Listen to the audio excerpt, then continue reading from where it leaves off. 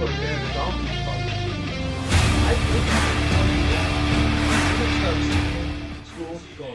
welcome to Drury High School Buckyball Gymnasium for a special live edition of High School Basketball Weekly.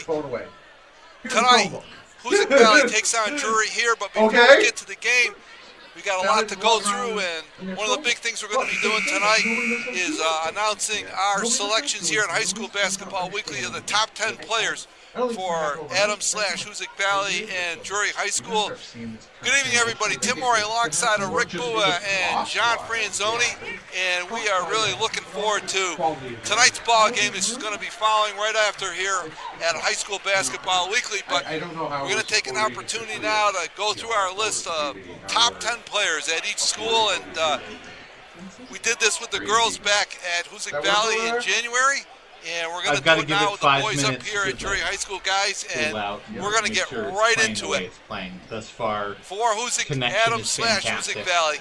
On the list here, number 10, that I need to send the individual outstanding shooting power forward, Stan Booth from the 1971 Hoosac Valley squad. 1970-71. Stan was an outstanding athlete, great soccer player, great basketball player.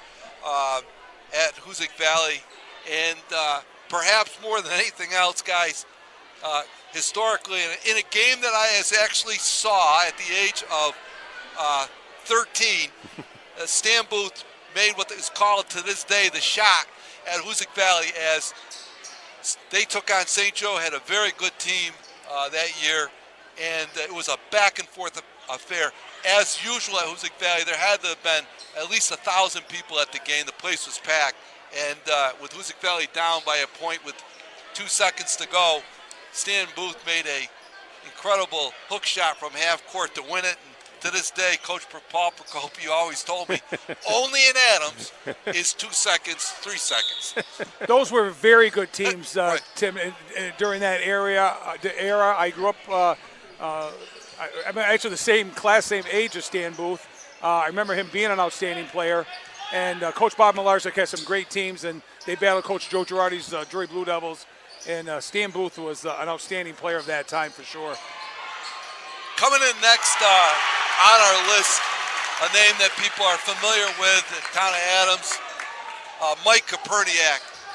And Mike was a 3-year starter for Hoosac Valley.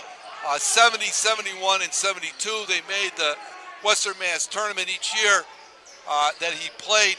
He was an outstanding point guard, great shooter, and really was the impetus or the real spark plug of those three teams. And of course, he went on. He was to play baseball, and he went on to play baseball at the University of Massachusetts, where he captained. He was an outstanding college baseball player. And Mike was a great basketball player in his own right. Mike participated in what I considered one of the truly great matchups between Hoosac and Drury, and that was in the semifinals in 1972 when Drury had a great run of teams. They played the Western Mass tournament that year down at the Boys Club in Pittsfield, and Drury and Hoosac played in the semifinals to a packed house. I had the biggest, in my opinion, the biggest crowd I ever saw in Berkshire County for a high school basketball game. Yeah, Tim, I was present at that game, and you're right. The Boys Club packed it in. Of course, for those folks out there that don't know that, St. Joe and Pittsfield, they were open. Right. And PHS played at the Boys Club. Taconic was a brand new school, late 60s, early 70s. They played in their gymnasium. So if you can imagine what the Armory looked like, or what the Adams High old gymnasium looked like, or the Hoosac Valley gymnasium looked like, the Boys Club packed was an incredible sight. And they were two incredible teams, well coached players. It was flip a coin half the time. Yeah, and it ended up being a 1-point game, 43-42. Actually, Drury jumped out to a lead 18-2 in that game, and it ended up being a 1-point game. Hoosac had the last shot. It didn't go down, and that's how the game ended, and it was unbelievable. I remember talking to Mike Koperniak about that. He said in the locker room before the game, of course, anybody that played in the boys club downstairs in the locker room, those old locker rooms, he said the floor was literally shaking.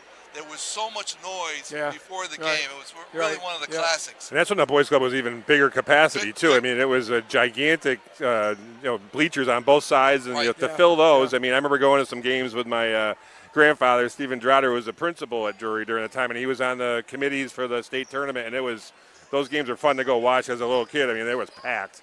No question about it. Coming in next quickly, Stan Casella. Stan Casella, this goes back now to 1950. Stan was one of the Casella brothers, Stan and Joe Casella. Stan was on a great 1950 state Western Mass team, and of course that's back in the day when Western Mass, I tell these guys, was from Berkshire County to Worcester, so it was a pretty expansive tournament. Stan made the all New England team that year. Hoosac Valley Adams played in the New England tournament as they had done previously. They got beat in the semifinals that year, but they had a great run in the tournament. And Stan Casella had a great career at Adams High School. Coming in number 7, a name that we're all familiar with, and I know John Franzoni especially, Frank Soltak.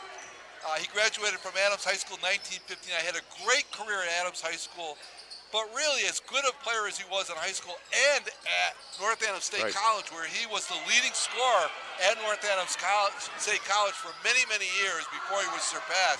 What a great, actually made his name in coaching, John. Absolutely. I remember my senior year was Coach Z's first year as a head coach at Drury in 81-82, and I remember, going to Adams. He played in the old junior high in those days, playing. It was packed.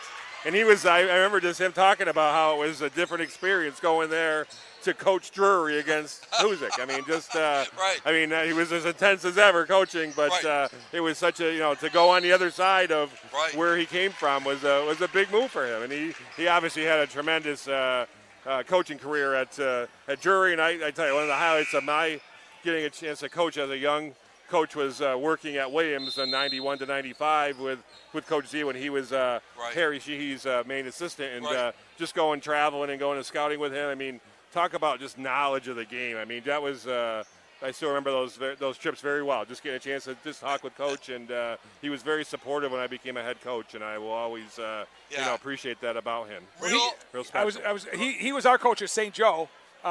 He took over for Frank Matrango, and that was his first gig. One of his top players at that time was Tommy Gentile, and he just had a great coaching career. He was a good teacher. He was a very nice man, and boy, he had skills beyond basketball. Right. What a golfer that man was! Right. Absolutely. Club champion year after year up at the North Adams Country Club. Right. Very, very well respected, and very well known, very, very deserving of a top 10 list. That's a great point, though, because as intense as he was as a coach, he always had his players back and support off the court to help them make good decisions, help them get into college, whatever they needed. He was always there for his players. Yeah, great molder of young people, Frank Zoltek. Coming in next, Keith Trubert graduated from Hoosac Valley in 2000, and he was a 1,000-point scorer at Hoosac Valley. And the thing about Keith, he's about 6'2".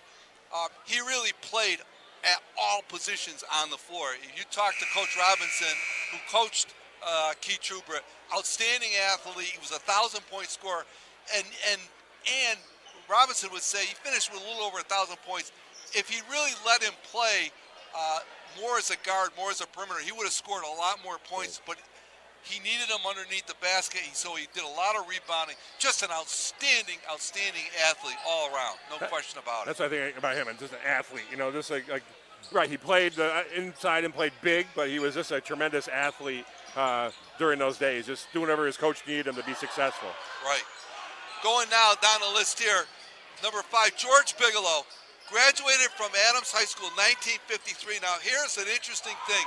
George revolutionized high school basketball at Adams. He was the first jump shooter, believe it or not, at Adams High School. He was the first young kid who would take a jump shot, and actually it was George Bigelow who taught me a lot about shooting. He's a great shooter for those Adams teams. He went on to play at Boston College on a basketball scholarship. He was a captain his final year there, and had a great college career, and a great ball player overall for those very good Adams teams. Of course, he was on a Western Mass title team.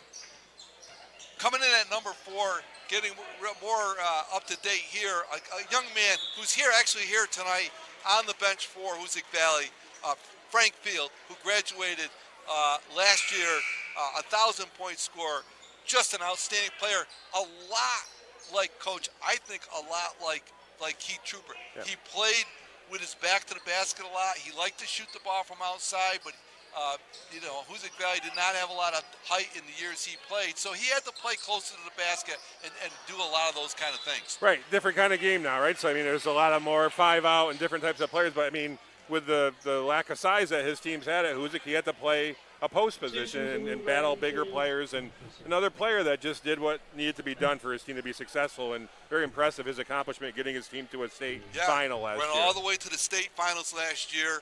Had an outstanding career, and despite the fact that he had some knee injuries that really he missed some playing time at points that restricted him, but he had a great career. Number 3 on the list, young man we're familiar with, graduated in 2010, another 1,000-point scorer, Robbie Burke.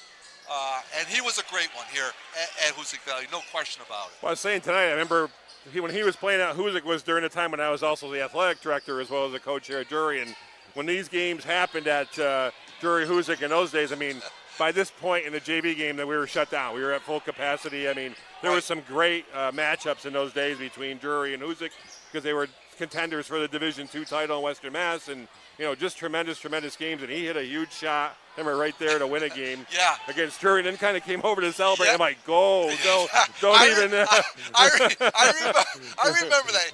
One could say he was a little spirited. Oh, he definitely. Yeah, I think that was the game. The student body had their newspapers out here. Yes, that was the one. Yeah, I remember. They didn't have him out then, and I was like, go back over there. Robbie Burke, guys, he was a difference maker. He was. He was a superstar in his own right. And I'll tell you what, Coach Robertson brought him to that because Coach Robertson knows how to handle a good ball player. And I saw a game when Robbie Burke was asked to sit down up at the Coaches versus Cancer because of something that Coach Robertson didn't care for. But he listens to his coach. He sat on the end of the bench, said, "I got it, Coach. I'm ready to go back in now." And he just was a huge difference maker. Yeah, a lot of players could score. He could score when it counted. That's important.